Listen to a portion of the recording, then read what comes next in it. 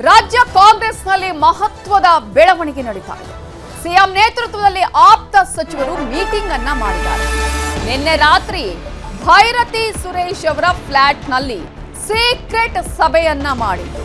CM ಆಪ್ತ ಸಚಿವರು meeting ಅನ್ನ ಮಾಡಿದ್ದಾರೆ. ಸಿಎಂ ಸಿದ್ದರಾಮಯ್ಯ ಅವರ ನೇತೃತ್ವದಲ್ಲಿ ಬೆಂಗಳೂರಿನ ಕನ್ನಿಂಗ್ ಹ್ಯಾಮ್ ರಸ್ತೆಯಲ್ಲಿದೆ ಫ್ಲಾಟ್.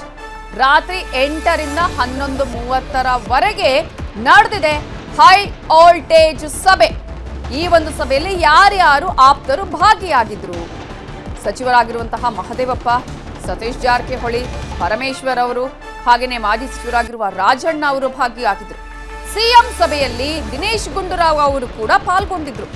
ನಾಯಕತ್ವ ಬದಲಾವಣೆ, ಸಂಪುಟ ಪುನಾರಚನೆಯ ಚರ್ಚೆ ನಡೆದಿದೆ ಅಂತ ಹೇಳಲಾಗಿದೆ. ಡಿಸಿಎಂ ಡಿಕೆ ಶಿವಕುಮಾರ್ ಅವರ ಓಟಕ್ಕೆ ಬ್ರೇಕ್ ಹಾಕುವ ಬಗ್ಗೆ ಕೂಡ ಚರ್ಚೆಯನ್ನ ಮಾಡಲಾಗಿದೆಯಂತೆ. ಭೈರತಿ ಸುರೇಶ್ ಕಾರಲ್ಲೇ ಸಿಎಂ ಸಿದ್ದರಾಮಯ್ಯ ಸಭೆಗೆ ಹೋಗಿದ್ರಾ? ಎಸ್ಕಾರ್ಟ್ ಬಿಟ್ಟು ಸಭೆಗೆ ಹೋಗಿದ್ರು ಸಚಿವರುಗಳು. ಸಾಕಷ್ಟು ಕುತೂಹಲ ಮೂಡಿಸಿದೆ ಸಿಎಂ ಸಿದ್ದರಾಮಯ್ಯ ಹಾಗೆಯೇ ಅವರ ಟೀಮ್ನ ಈ ಒಂದು ಸಭೆ.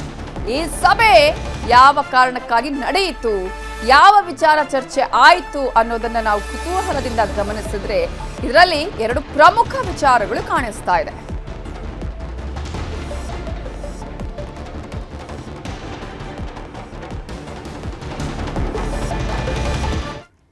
ನಿನ್ನೆ ಸಿಎಂ ಜೊತೆಗಿನ ಸಭೆಯ ಬಗ್ಗೆ ಸತೀಶ್ ಜಾರಕಿಹೊಳಿ ರಿಯಾಕ್ಷನ್ ಕೊಟ್ಟಿದ್ದಾರೆ.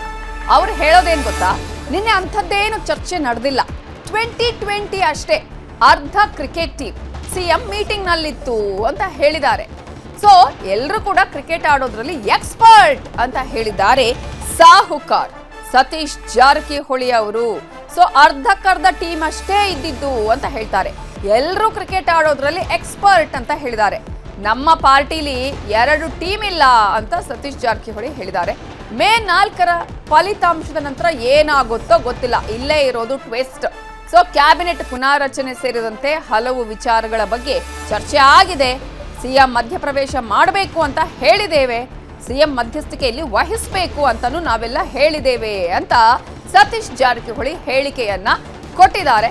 ಸೊ ಮೀಟಿಂಗ್ ಆಗಿದೆ, ಮೀಟಿಂಗ್ ಅಲ್ಲಿ ಎಲ್ಲ ವಿಚಾರಗಳು ಚರ್ಚೆ ಆಗಿದೆ. ಪ್ರಮುಖವಾಗಿ ಈಗ ಕಾಂಗ್ರೆಸ್ನಲ್ಲಿ ಆಗ್ತಾ ಇರುವಂತಹ ಬೆಳವಣಿಗೆ, ಟೀಮ್ ವಿಚಾರದಲ್ಲಿ ದೊಡ್ಡ ಮಟ್ಟದಲ್ಲಿ ಈಗ ಮಾತುಕತೆಗಳು ಕೇಳಿ ಬರ್ತಾ ಇದೆ. ಇವೆಲ್ಲದರ ಬಗ್ಗೆ ಕೂಡ ಸತೀಶ್ ಜಾರಕಿಹೊಳಿ ರಿಯಾಕ್ಷನ್ ಕೊಟ್ಟಿದ್ದಾರೆ. ನಾಳೆ ಅದು CS ಮೇಡಮ್ ರಿಪೋರ್ಟು ಕೊಡ್ಲಿಕ್ಕೆ ಹೇಳಿದ್ದಾರೆ. ಅವ್ರು ಯಾವ ರೀತಿ ಕೊಡ್ತಾರೆ, ಅದನ್ನು ಸರ್ಕಾರ ಯಾವ ರೀತಿ ಒಪ್ತತೆ ಅನ್ನೋದು ಮುಖ್ಯ. ಅವರು ನಾಳೆ ಭಾಳ ಜನ ನಾಳೆ ಮುಗಿಬೇಕು ಅನ್ನೋದು ಭಾಳ ಜನ ನಿರೀಕ್ಷೆಯಲ್ಲಿದ್ದಾರೆ. ಯಾಕಂದ್ರೆ ಅದು ಎಲ್ಲ ಕಡೆಯಿಂದ ಗೊಂದಲ ಆಗ್ತದೆ. ಬರೀ SC STಗೆಲ್ಲ ಜನರಲ್ನಲ್ಲಿ ಕೂಡ ಅದು ನೇಮಕಾತಿ ಸ್ಥಗಿತಗೊಂಡ್ರಿಂದ ಅಲ್ಲೂ ತೊಂದರೆ ಆಗ್ತದೆ. ಸೊ ನಾಳೆ ಏನೋ ಇತ್ಯರ್ಥ ಆಗ್ಬೇಕಂತ ಇದೆ. ಅಂತಿಮವಾಗಿ ಕ್ಯಾಬಿನೆಟ್ ಡಿಸಿಷನ್ ತೊಗೋಬೇಕಷ್ಟೆ. ಅಲ್ಲಿ ಬಂದವರೆ ಎಲ್ಲ ಕ್ರಿಕೆಟ್ ಆಡೋ ಎಕ್ಸ್ಪರ್ಟ್ ಇದ್ದಾರೆ, ಎಲ್ಲರೂ ಏನು ಯಾರು ಕಡಿಮೆ ಏನಿಲ್ಲ. ಅದೇ ಕ್ಯಾಬಿನೆಟ್ ಅಂತಿಮ ಡಿಸಿಷನ್ ತೊಗೋಬೇಕು. ಅದನ್ನು ನಾಳೆಗೆ ನೋಡೋಣ, ಚರ್ಚೆ ಮಾಡ್ತಾರೆ. ಸೊ ಅಂತಿಮವಾಗಿ ಎಲ್ಲರೂ ಒಪ್ಪಿಗೆ ಮೇರೆಗೆ ಆಗಬೇಕು. ಅದು ಎಲ್ಲರೂ ಸಹಮತ ಬೇಕಾದ್ರೆ ಇಲ್ಲ. ಜಮೀರವ್ರು ಬೇರೆ ಏನೋ ಕೆಲಸಕ್ಕೆ ಬಂದಿರೋ ಅದಕ್ಕೆ ಅವ್ರಿಗೇನಾರ ಹೇಳಿರ್ಬೋದು. ಅದನ್ನು ಗುರಿಯಾಗಿಟ್ಕೊಂಡು ಅವರು ಪ್ರೆಸ್ ಮಾಡಿದ್ರೆ ಹೊರತಾಗಿ ಅದು ಕಾಂಗ್ರೆಸ್ನ ವಿರೋಧ ಅಂತಲ್ಲ. ಇಲ್ಲ ನೋಡೋಣ.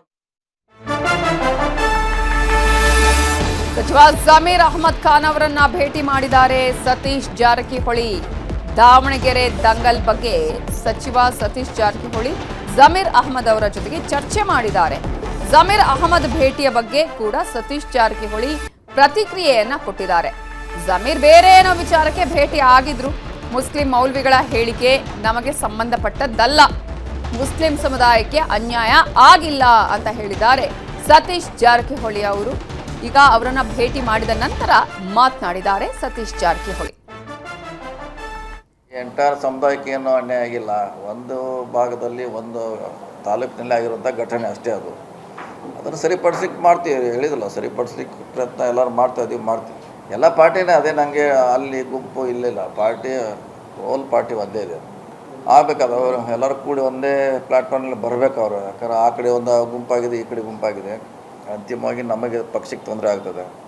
ಸೊ ಅವ್ರು ಬರಬೇಕು, ಬರ್ತಾರೆ, ಆದಷ್ಟು ಬೇಗ ಬರ್ತಾರೆ. ನಿನ್ನೆ ಅದು ಚರ್ಚೆ ಆಗಿದೆ. ಅವ್ರಿಗೆ ಮಧ್ಯಪ್ರವೇಶ ಮಾಡಲಿಕ್ಕೆ ಹೇಳಿದ್ವಿ. ಅವ್ರಿಗೆ ಎಲ್ಲರೂ ಹೇಳಿದ್ರು. ನಾವು ಅಷ್ಟೆಲ್ಲ ಎಲ್ಲರದ್ದು ಅಭಿಪ್ರಾಯ ಒಂದೇ ಇತ್ತು. ಇಲ್ಲ ನಿನ್ನೆಯವರು ಎಲ್ಲರೂ ಅದನ್ನೇ ಹೇಳಿದ್ದಾರೆ, ನೀವು ಮಧ್ಯಸ್ಥಿಕೆ ವಹಿಸಬೇಕು, ಇನ್ನು ಸ್ಟಾಪ್ ಮಾಡಬೇಕು ಅಂತ ನಿನ್ನೆ ಸಭೆಯಲ್ಲಿ ಎಲ್ಲರೂ ಒಟ್ಟಾಗಿ ಎಲ್ಲರೂ ಕೂಡ ಹೇಳಿದ್ದಾರೆ. ಅವರು ಕೂಡ ಹೇಳಿದ್ವಿ, ನೀನು ರಿಕ್ವೆಸ್ಟ್ ಮಾಡಿದ್ರಿ ಎಲ್ಲರೂ ಕೂಡ ಅವ್ರಿಗೆ, ಸಿ ಎಮ್ ಅವ್ರಿಗೆ.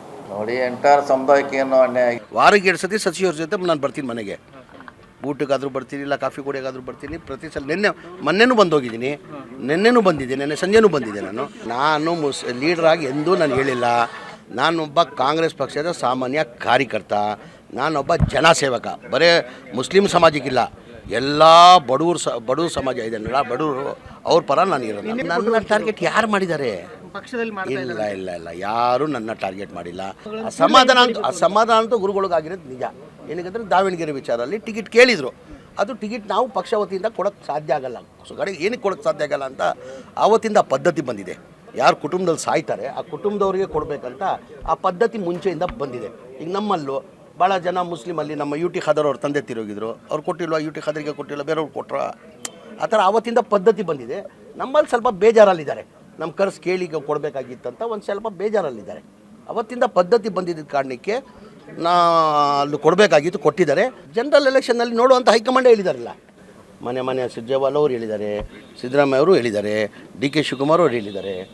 ಅವ್ರಿಗೆ ಸ್ವಲ್ಪ ಅಸಮಾಧಾನ ಆಗಿದ್ದಾರೆ. ಸಮಾಧಾನ ನಾಳೆ ಇದೇ ವಿಚಾರಕ್ಕೆ ಸಂಬಂಧಪಟ್ಟ ಹಾಗೆ ಇನ್ನಷ್ಟು ಡೀಟೇಲ್ಸ್ ಕೊಡೋದಕ್ಕೆ ನಮ್ಮ ರಿಪೋರ್ಟರ್ ಹೆಬ್ಬಾಕ ತಿಮ್ಮೇಗೌಡ ಈಗ ನೇರ ಸಂಪರ್ಕದಲ್ಲಿ ಜಾಯ್ನ್ ಆಗಿದ್ದಾರೆ. ತಿಮ್ಮೇಗೌಡ್ರೆ, ಕಾಂಗ್ರೆಸ್ನಲ್ಲಿ ನಡೀತಾ ಇರುವ ಬೆಳವಣಿಗೆಗಳು ಸದ್ಯಕ್ಕಂತೂ ನಿಲ್ಲುವ ಲಕ್ಷಣಗಳೇ ಕಾಣಿಸ್ತಾ ಇಲ್ಲ. ಕಾರಣ ದಿನಕ್ಕೊಂದು ಬೆಳವಣಿಗೆಗಳು ನಡೀತಾ ಇದೆ, ಇನ್ನೊಬ್ಬರು ಒಂದೊಂದು ರೀತಿಯ ಸ್ಟೇಟ್ಮೆಂಟ್ ಅನ್ನ ಕೊಡ್ತಾ ಇದ್ದಾರೆ.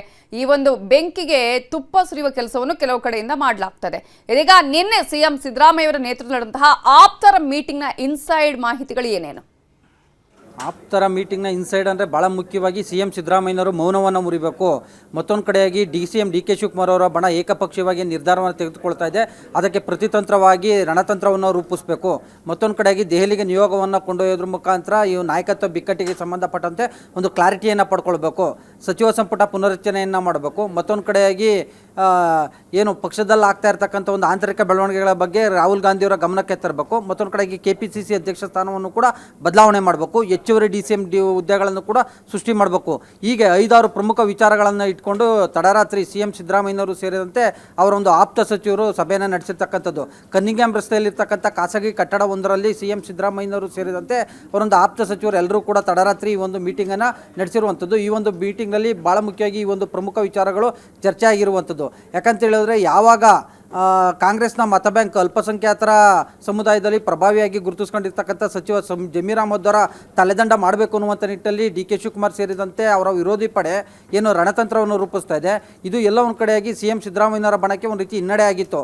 ಮತ್ತೊಂದು ಕಡೆಯಾಗಿ ಖುದ್ದು CM ಆಪ್ತರೇ CM ಅಸಹಾಯಕತೆ ಬಗ್ಗೆ ಬಹಿರಂಗವಾಗಿ ಹೇಳಿದರು.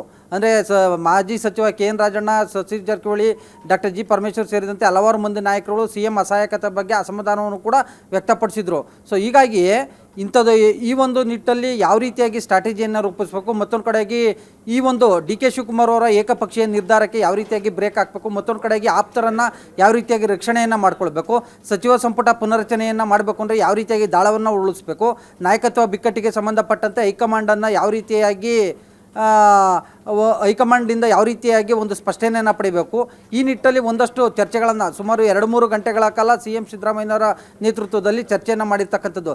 ಎಸ್ಪೆಷಲಿ ಒಂದು ಹೆಜ್ಜೆ ಮುಂದೆ ಹೋಗಿ ಮಾತನಾಡಿರ್ತಕ್ಕಂಥ ಸತೀಶ್ ಜಾರಕಿಹೊಳಿ, ಮತ್ತೊಂದು ಕಡೆಯಾಗಿ KN ರಾಜಣ್ಣನವರು, ಸರ್ ನೀವು ಈ ಇಷ್ಟರ ಮಟ್ಟಿಗೆ ಸೈಲೆಂಟ್ ಆದರೆ ಆಗೋದಿಲ್ಲ ಸರ್, ನೀವು ಮೌನವನ್ನು ಮುರಿಬೇಕು, ನೀವು ಮಧ್ಯಸ್ಥಿಕೆಯನ್ನು ವಹಿಸಬೇಕು. ಇಲ್ಲದೇ ಇದ್ದರೆ ರಾಜಣ್ಣಂಗಾದ ಪರಿಸ್ಥಿತಿ ಜಮೀರ್ಗೂ ಆಗುತ್ತೆ, ನಾಳೆ ನಮಗೂ ಆಗುತ್ತೆ. ಈ ನಿಟ್ಟಿನಲ್ಲಾದರೆ ನಿಮ್ಮನ್ನು ನಂಬ್ಕೊಂಬಂದವ್ರಿಗೆ ನಿಮ್ಮನ್ನು ನಂಬ್ಕೊಂಬಂದಂಥ ನಮ್ಮಗಳ ಗತಿ ಏನು ಅನ್ನುವಂಥ ನಿಟ್ಟಲ್ಲಿ ನೇರವಾಗಿ ಪ್ರಶ್ನೆಯನ್ನು ಮಾಡಿದ್ದಾರೆ ಅಂತ ಹೇಳಲಾಗ್ತಾ ಇದೆ. ಸೊ ಹೀಗಾಗಿ ಪಂಚರಾಜ್ಯ ಚುನಾವಣೆಗಳ ಬಳಿಕ, ಫಲಿತಾಂಶದ ಬಳಿಕ ಅಂದರೆ May 4 ಬಳಿಕ ಹೈಕಮಾಂಡ್ ಭೇಟಿ ಮಾಡೋದಕ್ಕೂ ಕೂಡ ಈ ಒಂದು ಸಭೆಯಲ್ಲಿ ನಿರ್ಧಾರವನ್ನು ಮಾಡಿದ್ದಾರೆ ಅಂತ ಹೇಳಲಾಗ್ತಾ ಇದೆ. ಒಟ್ಟಾರೆ ಹೇಳಬೇಕು ಅಂದರೆ ಈ ಒಂದು ಕಾಂಗ್ರೆಸ್ನ ಮತ ಬ್ಯಾಂಕ್ ಅಲ್ಪಸಂಖ್ಯಾತರ ನಾಯಕರ ಟಾರ್ಗೆಟ್ ಏನಾಗ್ತಾ ಇದೆ, ಎಸ್ಪೆಷಲಿ CM ಆಪ್ತರನ್ನು ಏನು ಟಾರ್ಗೆಟ್ ಮಾಡಲಾಗ್ತಾ ಇದೆ ಅನ್ನುವಂಥ ನಿಟ್ಟಲ್ಲಿ ಏನು ಚರ್ಚೆ ಆಗ್ತಾ ಇತ್ತು. ಸೊ ಇದರಿಂದ ಅಲರ್ಟ್ ಆಗಿರ್ತಕ್ಕಂಥ ಮುಖ್ಯಮಂತ್ರಿ ಸಿದ್ದರಾಮಯ್ಯನವರು ಇದೀಗ ಹೈಕಮಾಂಡನ್ನು ಭೇಟಿ ಮಾಡೋದಕ್ಕೂ ಕೂಡ ಒಂದು ಚಿಂತನೆಯನ್ನು ನಡೆಸಿದ್ದಾರೆ ಅಂತ ಹೇಳಲಾಗ್ತಿದೆ. ಸೊ ಇದಕ್ಕೆ ಪೂರಕವಾಗಿ ತನ್ನ ಆಪ್ತ ಸಚಿವರ ಜೊತೆ ತಡರಾತ್ರಿ ಸಭೆಯನ್ನು ನಡೆಸಿರುವಂಥದ್ದು. ನವಿತಾ ಜೈನ್. ಥ್ಯಾಂಕ್ ಯು ತಿಮ್ಮೇಗೌಡ್ರೆ ಡೀಟೇಲ್ಸ್ಗೆ.